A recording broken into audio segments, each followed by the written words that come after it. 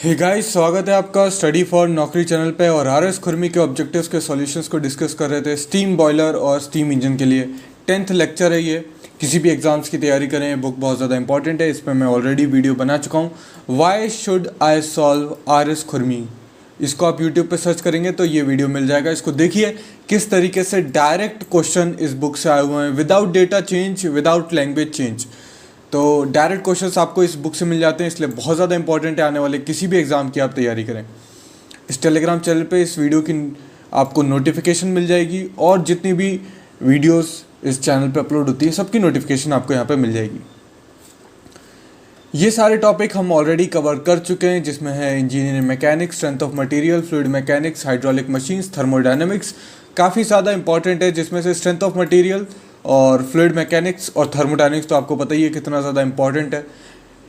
और engineering mechanics basics होता है, तो ये आपका बोथ कभी कभी ये जीएस के क्वेश्चंस भी इंजीनियरिंग मैकेनिक्स में से पूछे जाते हैं, जैसे कि centre of mass, centre of gravity वगैरह, ये जीएस के पोर्शन में भी आ जाता है। तो इंजीनियरिंग मैकेनिक्स वाला सेक्शन बहुत ज़्यादा इंपॉर्टेंट हो जाता है।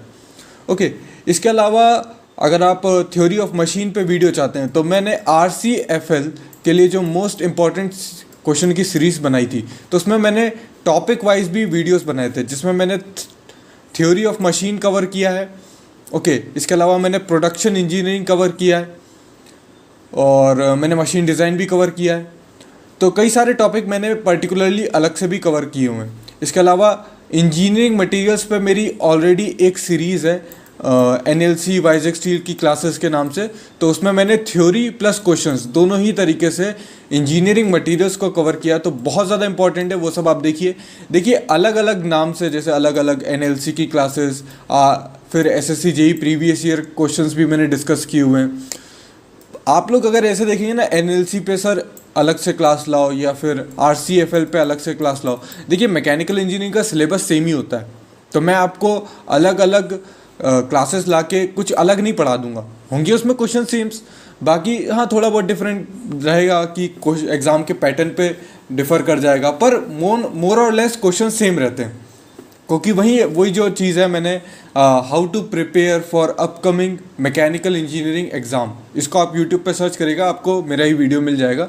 उसमें मैंने बताया है कि किस तरीके से अगर एक क्वेश्चन किसी एक पर्टिकुलर एग्ज़ाम में आता है ना, तो वो दूसरे में भी कहीं ना कहीं रिफ्लेक्ट हो जाता है। तो ऐसा नहीं है कि RCFL के लिए अलग से तैयारी करनी पड़ेगी, NLC के लिए अलग, और सारे PSUs के एग्ज़ाम के लिए अलग, नहीं, ऐसा नहीं होता। देखिए गेट की अलग कहानी चलती है, मैं मानता हूँ, ESE की अलग कहानी चलती है, मानता हूँ, पर सारे PSUs के जो एग्ज़ाम्स होते हैं ना, वो मोर और लेस सिमिलर ही होते हैं।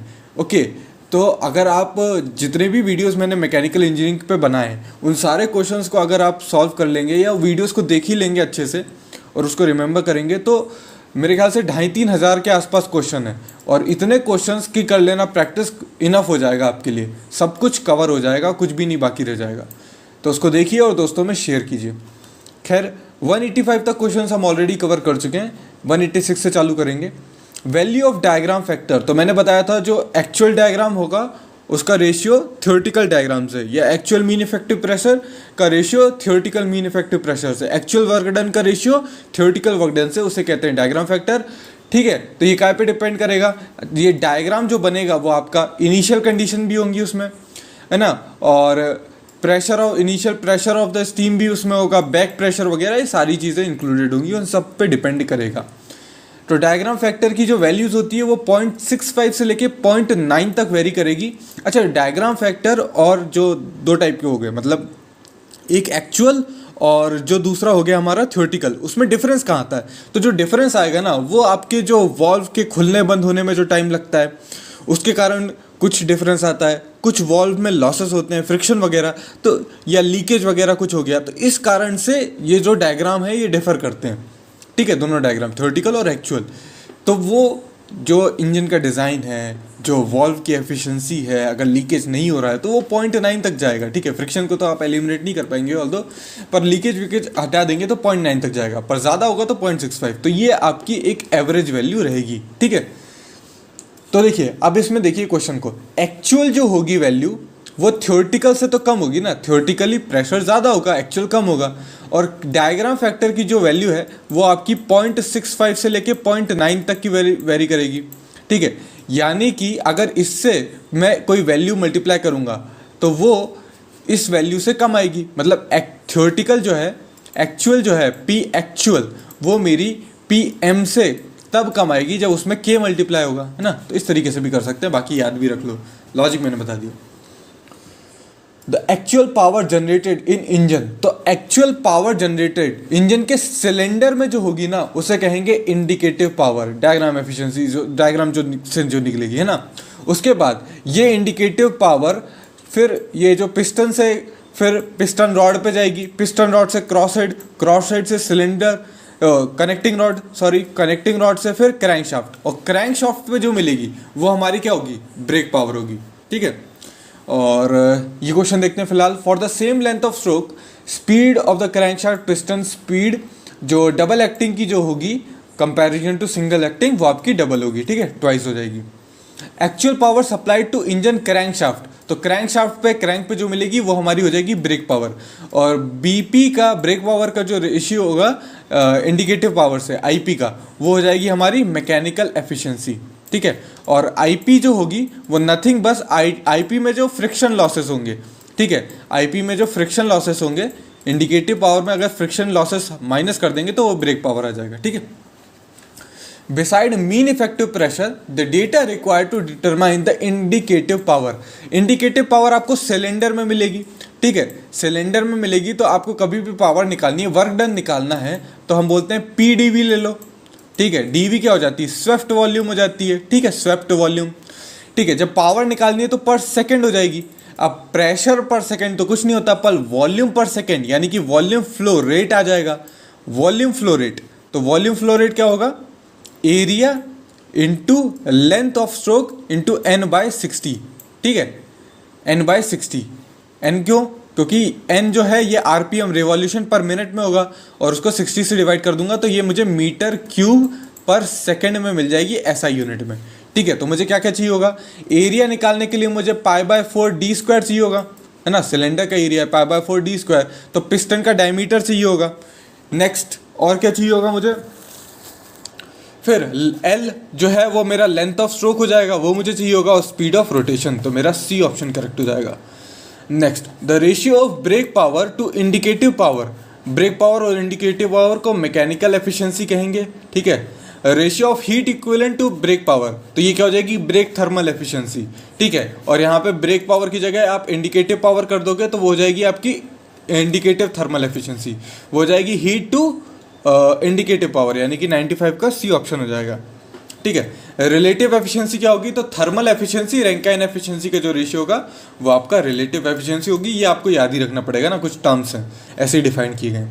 There is always some steam left in the clearance space of the stroke, this steam left को क्या कहेंगे, देखिए मान लीजिए इनिशियली जो हमारा यहाँ पे पिस्टन था, ठीक है, ये पिस्टन स्टीम आई अंदर और ये हमारा पूरा यहाँ तक चला गया, ठीक है, टॉप डेड सेंटर से टीडीसी से बीडीसी चला गया, ठीक है, और बीडीसी से फिर यहाँ पे इसका कंप्रेशन हुआ, मतलब इजेक्शन हुआ, एग्जॉस्ट हुआ, और यहाँ पे हमारा पिस्टन फिर से आ गया, टीडीसी पे आ गया, ठीक है। जो भी स्टीम होगी जो यहाँ पे पूरी थी वो स्टीम यहाँ से निकल जाएगी, पर इसमें आप खुद ही सोच के देखिए ना, ये स्टीम तो हमेशा रह ही जाएगी ना क्लियरेंस की स्पेस में। ये जो होती है ये हमारी क्या होती है, वी क्लियरेंस होती है, और ये होती है हमारी वी स्वेप्ट वॉल्यूम, ठीक है। तो जो आपकी क्लियरेंस में जो रह जाएगी वो आपकी हमेशा क्या रह जाएगी, बची हुई रह जाएगी। अब ये जो है एज अ कुशन काम करेगी, है ना। अब जो नई स्टीम जो आएगी ना वो पहले पिस्टन की इस वॉल्व पे पड़ेगी नहीं, पहले इस पे पड़ेगी, तो ये एक तरीके से इस पिस्टन के लिए क्या होगा, कुशन की तरह हो जाएगा। तो इस तरीके से याद रखो, इसे कहेंगे कुशन स्टीम।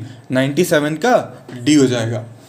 मिसिंग क्वांटिटी पर स्ट्रोक क्या होती है, तो मिसिंग क्वांटिटी पर स्ट्रोक अब याद रखो ये होती है cylinder feed minus indicative mass of steam. मेरे ख्याल से ये पूछा नहीं जाएगा, पर फिर भी बुक में है तो मैंने आपको बता दिया, cylinder feed minus indicative mass of steam. फिर है 90 मिसिंग क्वांटिटी मेनली किस वजह से होती है, तो कंडेंसेशन जो हो जाता है ना स्टीम का। देखिए कई बार क्या होगा ना, स्टीम जो है वो हीट ट्रांसफर होगा, जो भी सिलेंडर की वॉल्स होंगी वो एकदम एडियाबैटिक तो होंगी नहीं, परफेक्टली इंसुलेटेड कोई चीज़ होती नहीं है, उसकी वजह से कुछ हीट ट्रांसफर होगा। हीट ट्रांसफर होगा तो स्टीम क्या कंडेंस होकर वाटर की ड्रॉपलेट्स बना लेगी, तो उसके कारण आपकी मिसिंग क्वांटिटी होती है, तो स्टीम जो है वो मिस हो जाती है, ठीक है, तो उसके कारण होती है। और small amount of steam leakage भी हो सकता है, कुछ वॉल्व्स पिस्टन वगैरह में बीच से कुछ लीकेज हो जाए तो उसके कारण आती है, ठीक है। तो सिलेंडर में फीड कितनी हुई minus indicative mass of the steam, मतलब एक्चुअल में कितना है, तो ये जो सिलेंडर में फीड इनिशियली कितना आया था और मास जो एक्चुअल में कितना बचा है, इन दोनों को माइनस कर दोगे तो क्या बचेगा, जो बाहर निकल गया या फिर जो मिसिंग है, ठीक है। तो 90 का 190 99 का ए हो जाएगा। फिर बात करें 2200 का क्वेश्चन का, cylinder condensation is missing quantity may be reduce, तो इसको रिड्यूस अगर करना है भाई, मैं तो ऑब्वियसली चाहूंगा ना कि कोई भी स्टीम रिड्यूस ना हो, कोई भी स्टीम मिस ना हो, जितनी भी स्टीम है वो पूरी की पूरी मुझे मिल जाए। तो उसको रिड्यूस में कैसे करूंगा, तो सिंपल सा तरीका है रिड्यूस करने का आपके पास कि आप एफिशिएंट स्टीम जैकेटिंग कर दो। मैंने बताया ना कि स्टीम मिस क्यों होगी, क्योंकि वो कंडेंसेट हो जाएगी। कंडेंसेशन कब होगा, जब हीट लॉस कर देगी स्टीम। तो स्टीम लॉस ना कर पाए, लॉस कहाँ से करेगी, लॉस करेगी आपकी सिलेंड्रिकल वॉल से, तो सिलेंड्रिकल जैकेटिंग कर दो उसकी, ठीक है, सुपर हीटिंग कर दो। सुपर हीटिंग कर दिया मतलब कि देखिए मैं आपको एक पीवी डायग्राम पे अगर मैं समझाऊँ, ठीक है, तो इस तरीके का पीवी डायग्राम है और ये कांस्टेंट प्रेशर पे मैंने कांस्टेंट प्रेशर लाइन बनाई, P is equal to constant, ठीक है। अगर स्टीम इस टेम्परेचर पे है, इस स्टेट पे है ना, इस पॉइंट पे, तो अब आप सोच सकते हो कि अगर इतना टेम्परेचर का डिफरेंस आएगा, या इतना हीट का अगर लॉस कर जाएगी तो वो यहाँ पे पहुँच जाएगी और ये सैचुरेशन लाइन है। अब सैचुरेशन लाइन के इधर गई तो कंडेंसेट होना चालू हो जाएगी, ठीक है। तो आप इसको यहाँ रखो ही नहीं ना, आप यहाँ पे कर दो। अब अगर इतनी लॉस हो भी गई तो भी ये सुपर हीटेड में रहेगी, तो सुपर हीटिंग स्पीड की अगर स्टीम की कर देंगे तो भी क्या होगा, कंडेंसेशन रुक जाएगा तो क्या होगा, आपकी मिसिंग क्वांटिटी कम हो जाएगी। एक्सपेंशन रेशियो जो है, keeping the expansion ratio small in the each cylinder, expansion ratio कम रखो। एक्सपेंशन रेशियो में जब ज़्यादा वेरिएशन होता है ना तो आपकी जो थोड़ा बहुत प्रॉब्लम आती है आपकी लॉस होने की, तो ये सारे ऑप्शंस होंगे, ठीक है। The aim of compound steam engine, compound में क्या होता है कि स्टीम को आप एक बार में एक्सपेंड ना कराओ, पहले आप हाई प्रेशर सिलेंडर में डालो, एक्सपेंड कराओ।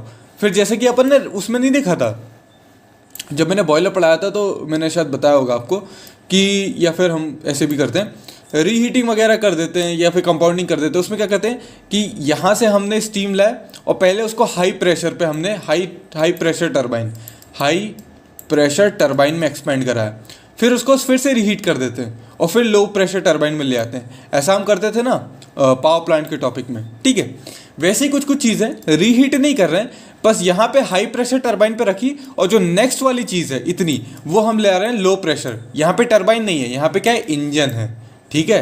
तो ये जो HPT था ना, अब उसको HPE बोल दो। तो उसमें क्या होता है, कंपाउंडिंग में क्या करते हैं, कंपाउंड मतलब एक हाई प्रेशर रहेगा, एक लो प्रेशर रहेगा और दोनों को क्लब कर दिया, ठीक है। तो इससे क्या क्या फायदे होते हैं, इससे जो एक्सपेंशन रेशियो है वो ईच सिलेंडर का वो रिड्यूस हो जाता है। देखिए एक्सपेंशन रेशियो कैसे होगा, एक्सपेंशन रेशियो की मैं बात करूं तो मान लीजिए सिलेंडर है इतना बड़ा, जितना बड़ा सिलेंडर होगा उतना ज़्यादा आपका एक्सपेंशन रेशियो होगा, ठीक है। एक्सपेंशन रेशियो VS/VCO पिछले वीडियो में देखा था, भूल गए क्या।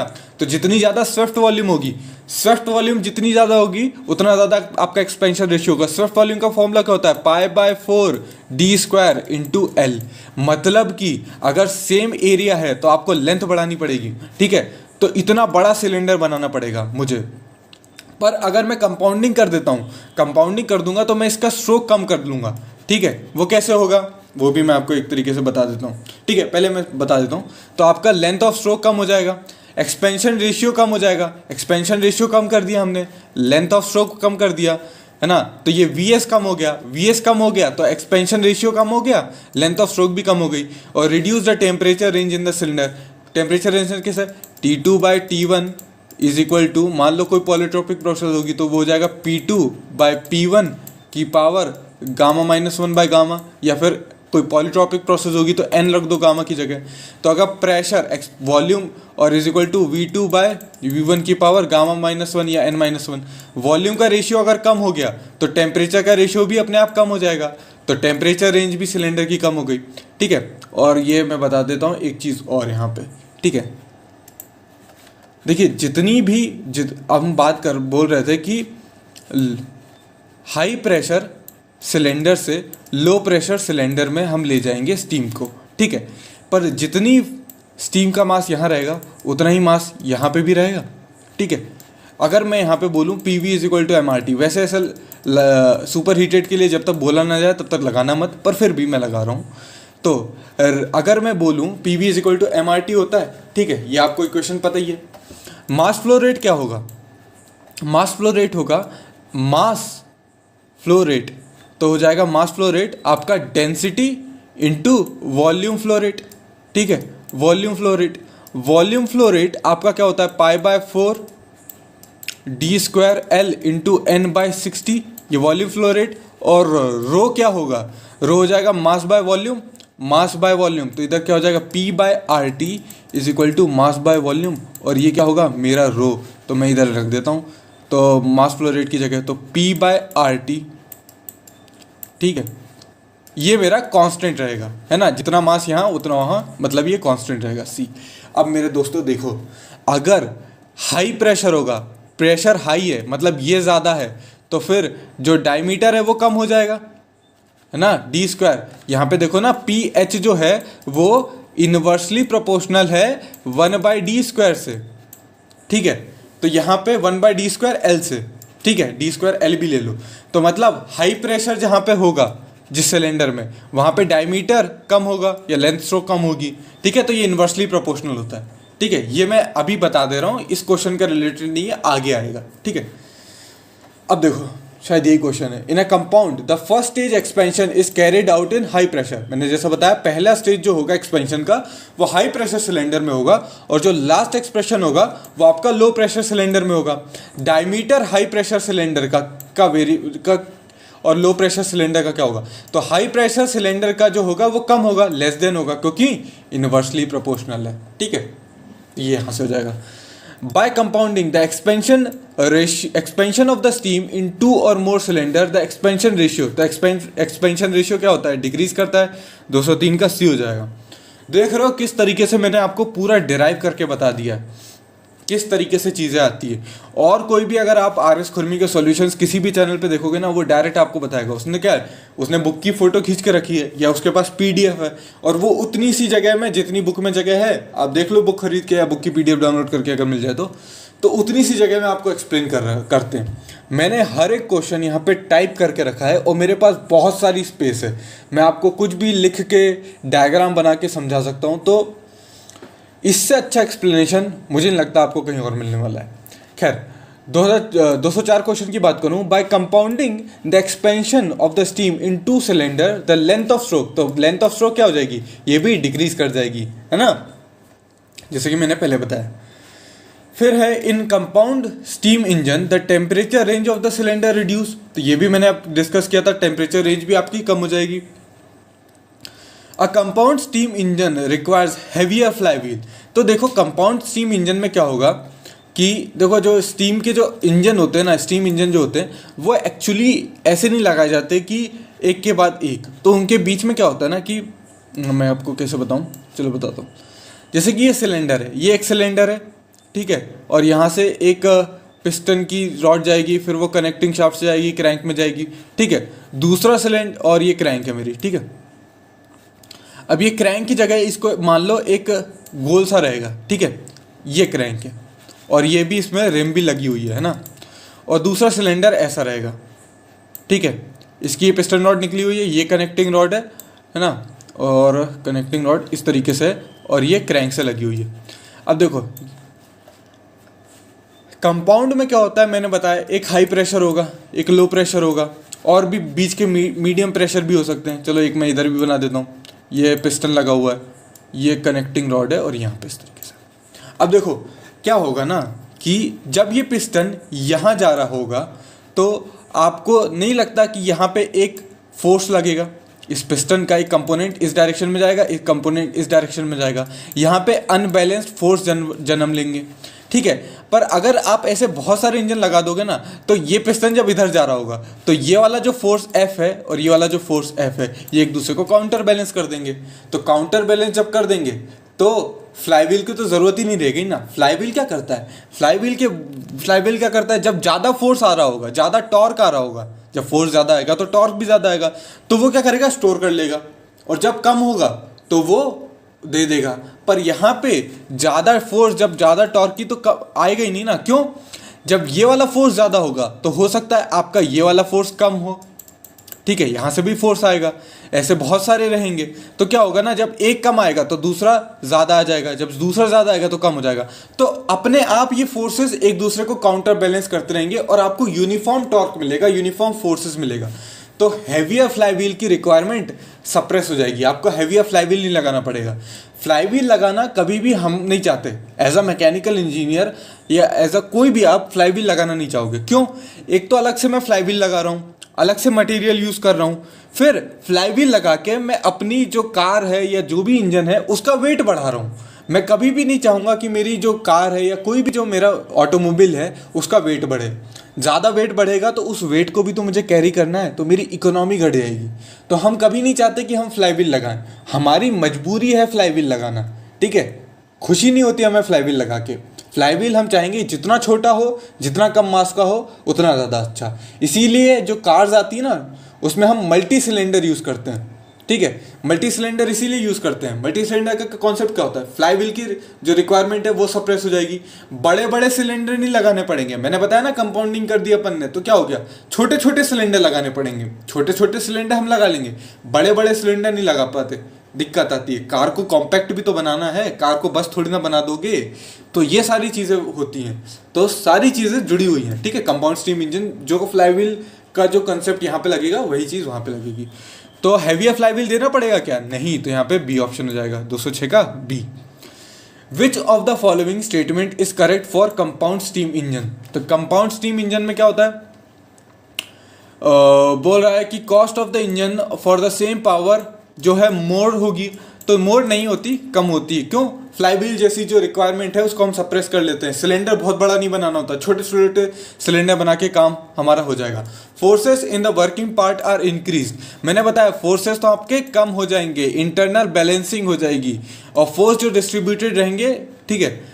फिर है ratio of expansion ratio reduce हो जाएगा, बिल्कुल सही, एक्सपेंशन रेशियो रिड्यूस होता है, तो ये हमारा ये करेक्ट ऑप्शन होगा। टेम्परेचर रेंज जो है वो भी हमारी रिड्यूस होती है, ये भी मैंने आपको डिराइव करके बता दिया है ना, सिर्फ हवा में बातें नहीं। Compound steam engine in which high pressure and low pressure cylinder have common piston rod, तो ये आपको याद करना पड़ेगा। वैसे तो मैंने कभी देखा नहीं एग्जाम में पूछा जाए इस टाइप के, ये स्टीम इंजन से नहीं पूछा जाता मोस्टली क्वेश्चंस, पर बुक में है तो आप याद कर लो। टेंडेम टाइप कहते हैं, टेंडेम टाइप, या फिर कहीं और भी पूछा जा सकता है। टेंडेम कहीं भी हो ना, तो टेंडेम से समझ जाना कोई ना कोई चीज़ एक कॉमन होगी आपकी। इस केस में पिस्टन रॉड कॉमन होती है, ठीक है। और जिसमें जो कॉमन नहीं होती, सेपरेटेड होती है, उसको कहते हैं रिसीवर टाइप या फिर वॉल्व टाइप। तो ए और सी दोनों हो जाएंगे, ठीक है। और टेंडेंट टाइप में क्या होती है, आपकी कॉमन होती है ना, कॉमन होती है, हैव कॉमन, तो आपकी ए ऑप्शन करेक्ट हो जाएगी। तो दोस्तों ये वीडियो का एंड है, आशा करता हूँ वीडियो आपको पसंद आएगा। वीडियो पसंद आए तो लाइक कीजिए, चैनल को सब्सक्राइब कर लीजिए, बेल आइकन को प्रेस कर लीजिए और वीडियो को शेयर कर दीजिए जो भी सिमिलर एग्जाम्स की तैयारी कर रहे हैं। Thanks for watching and have a nice day.